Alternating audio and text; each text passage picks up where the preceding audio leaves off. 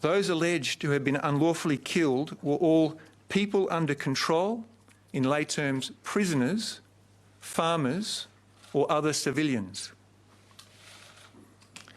This shameful record includes alleged instances in which new patrol members were coerced to shoot a prisoner in order to achieve that soldier's first kill in an appalling practice known as blooding.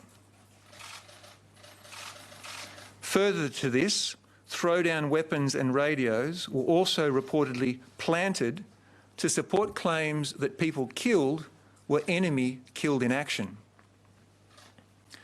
Some of these incidents took place in 2009 and 2010, with the majority occurring in the latter years of 2012 and 2013.